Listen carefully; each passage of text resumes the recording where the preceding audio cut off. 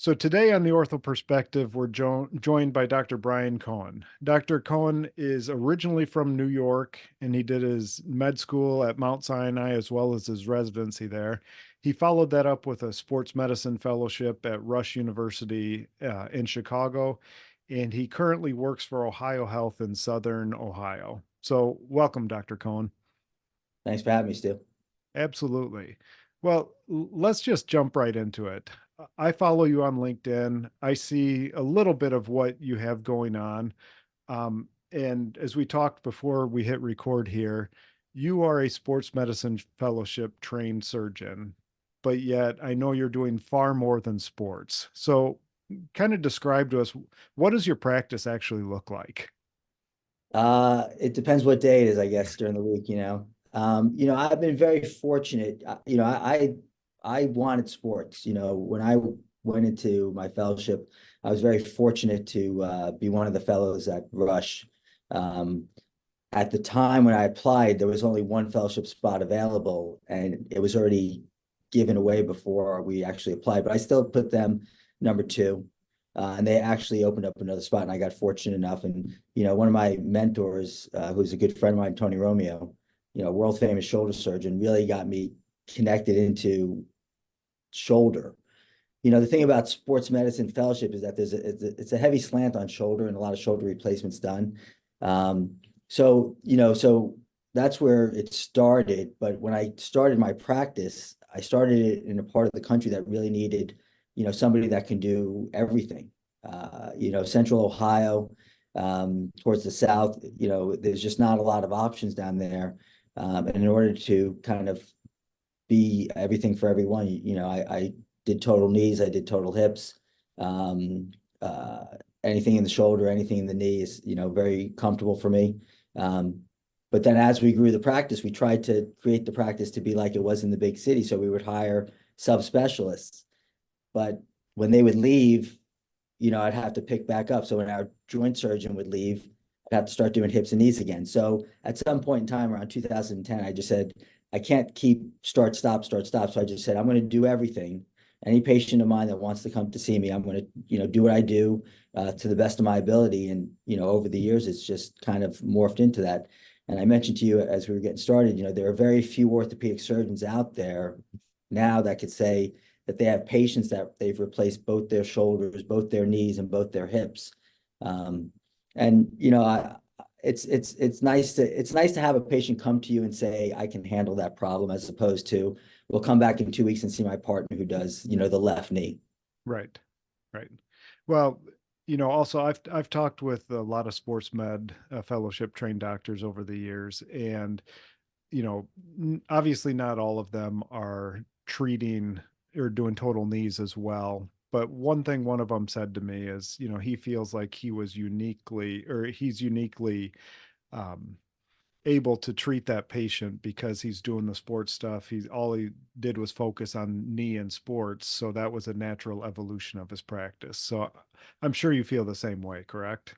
Yeah, I mean, when you scope a knee and you see all this arthritis, and you know that this patient's going to need a knee replacement, um, you want to be able to do that for them as well.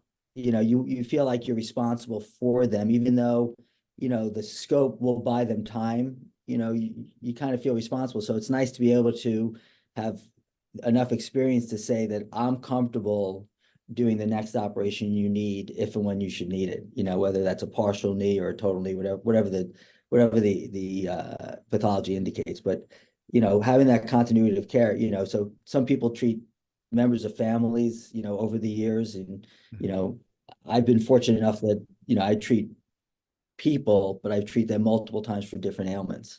Yeah. So since you're a general orthopod doing a lot of different stuff, I mean, what are your favorite procedures to do? Yeah, I think, and this always comes up in the operating room when when you're scrubbed in and, working with the people that you work with every day, somebody be like, oh, I like this so much better than I like that. I think my favorite operation is probably total shoulder. There's just a lot of thought that goes into that to accomplish, what we're trying to do. And obviously revision surgery also is stuff that is frustrating at times, but also exciting when you take something that looks really bad and you make it look really good. Um, so, and then, I mean, I don't know if there's a specific, beyond that, Yeah. but I enjoy orthopedics, which is really nice. Right. Well, this would go right in lines. I mean, you did a post last week on LinkedIn where you did 6 revisions last week, and I think the quote that you did was a calm sea never makes a smooth sailor. And Yeah. there are not actually a lot of people out there that I've interacted with that really love the challenging cases, which I don't understand why, because that I think is where growth is. Yeah, and the interesting thing about it was, one knee revision, one hip revision, and then four shoulder revisions over that time. So, and it was all different issues. It wasn't like the same thing. So it really required, and I said it was not only physically Hmm. challenging, because sometimes to get things out, as you've probably witnessed yourself, it's just not easy to get some of these fixed implants out. And probably the worst designed tool in orthopedics is the extraction device for whatever part of the body you're extracting from, whether it's the Correct. hip, knee, or the shoulder. You just get amazed that they design something that really just doesn't even fit in the body sometimes. Um, and then there's the mental game to it, to try to figure out, especially in the shoulder when you're trying to get this stability that requires not only tension, but just also uh, proper positioning when you're working with less bone than you had before. Right. Well, you and I had a chance to talk the other day on the phone in a little preparation for this. And one of the things that I was really encouraged walking away with that, and I do see a little bit of this in your usage of LinkedIn, is we share something in common, and our desire is to help others in our industry, in our field, get better and even learn from our experiences. And I know that you personally had a transition kind of forced upon you a few years ago, that probably came to as a big shock to you at the time. Can you kind of walk us through that, and then we'll, just flesh out what you learned from that? Yeah, I mean, so yeah, it is. I think we talked about this. Yeah, I was not really a social media person prior to 2021. I was part of a health system that I had helped grow their orthopedic group from myself and my fellowship partner in 2000, and we grew to 30 providers. And we were on the verge of breaking ground and building an orthopedic specialty hospital. And then I was brought into, to the president of the medical group's office and basically told that my leadership skills were either no longer needed or more outdated. And it just was like a total shock to me, because here I had, grown a facility, from it was, from a small facility, I call it maybe a local county hospital, to a much larger facility, to the point where, we were pulling in patients from all around the region. And I thought I had done a very good job in leadership. And I just felt that, I had sacrificed a lot of, my personal life to do that. My commute was an hour each way. In the winter, it's 2 hours each way. And I never missed a day of work. I never called in sick. I never, the last vacation I took, and, my wife's not happy about this, but it was before our first child was born in 2013. So I hadn't taken a vacation, and not because I don't like vacation, just because I just feel a commitment that I'll take a long weekend before I'll take a full week off. And then you come to work one day and you think your value is more than it actually is. So I had made a decision at that time that, that I probably needed a change, because I wasn't getting, if I wasn't appreciated, it didn't make sense to continue to do it. I could do it theoretically for myself and for my patients, because there were things that I wanted to focus on that I couldn't in a major institution. And, so unfortunately, a bunch of us put in our resignation, because we all kind of had a similar feeling. And, we got, three of us got sued for solicitation and taking trade secrets, theoretically. I mean, it's still, in litigation. Right. So Right. But it's interesting. You said appreciation, and that is something that I see common across physicians in general. But since I deal mainly with orthopedic surgeons, just there is a sense that they're not appreciated by their hospital system. Is there any advice or wisdom from your years that you can help, maybe younger orthopedic surgeons figuring out the path that they want to take? Kind of what are some things that you wish you could go back 20 years or so when you were just coming out of fellowship and tell yourself? we had talked about this, so I started thinking about it. And a very trivial thing that I think every resident should do, and even any orthopedic surgeon should do, is learn how to glove and gown themselves and to put on their own togas when they're doing total joints. And the reason why I say that is because, and you probably witnessed this, everybody gets in the room, the scrub, they put their stuff on, and then the surgeon comes in and everything stops because they have to gown the surgeon. And the surgeon may stand there for 5 minutes with his hands up, just waiting. And what I realized is that if I can do this myself, my team can continue to move forward with what they're doing. So if it may take 30 seconds,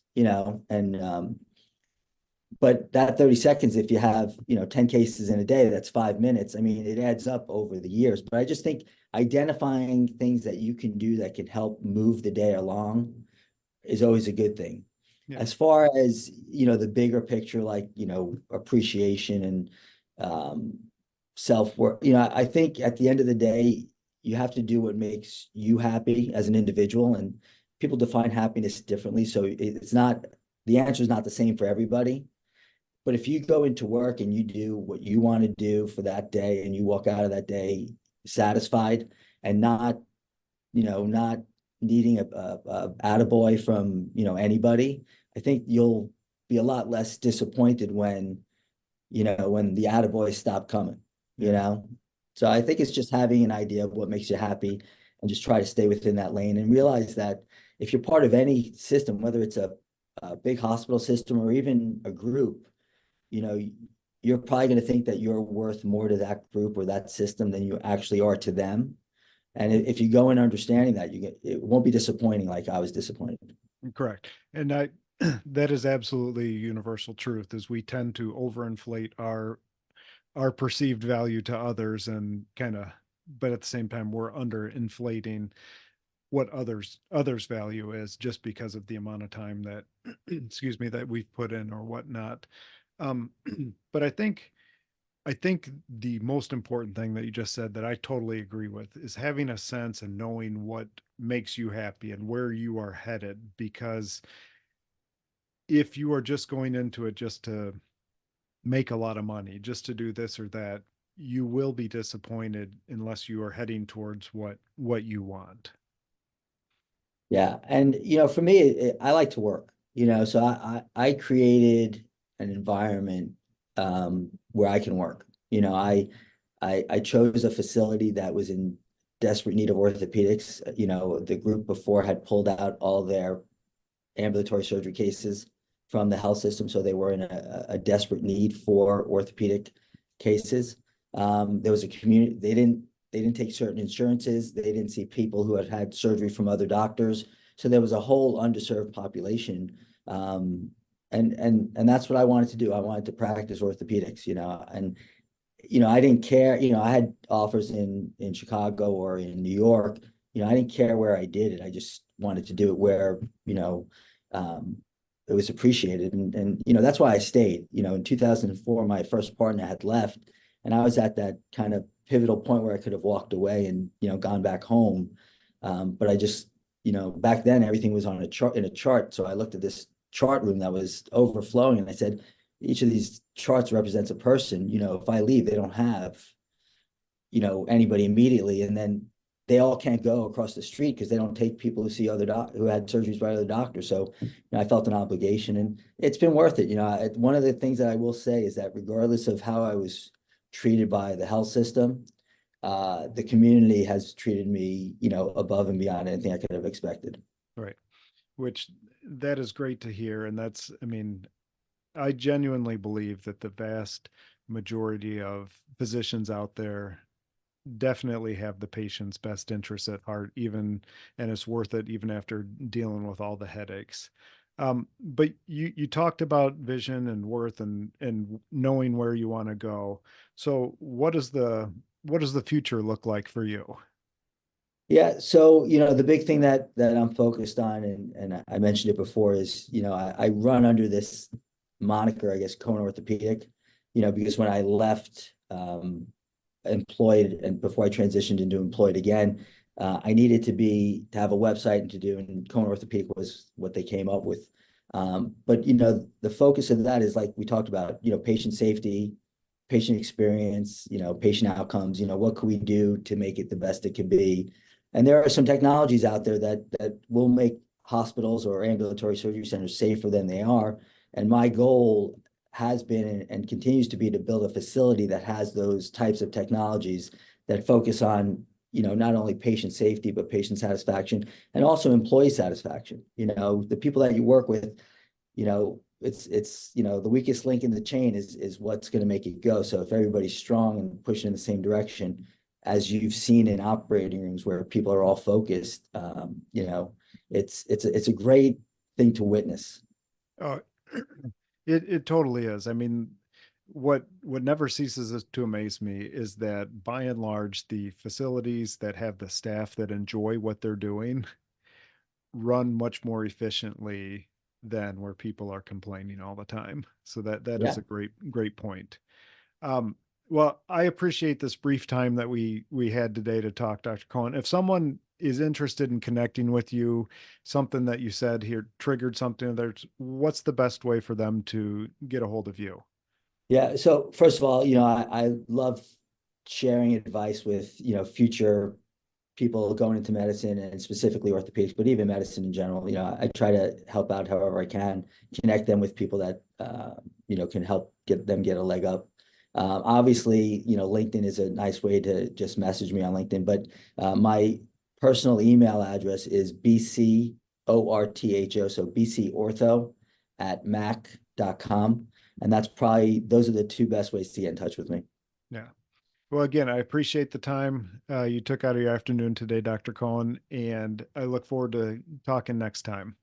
Yeah, well, Stu, you're one of my LinkedIn heroes, so I have a few of them out You there. need to And set your goals higher or yeah, your no, standards higher. you're doing good stuff, and I really wish you the best of luck. Obviously, us little guys need to stick together to take over the big guys. I wholeheartedly agree with that. Yeah, So thank you again and have a great rest of your evening. you too. Thanks a lot, Stu. All right, thank you.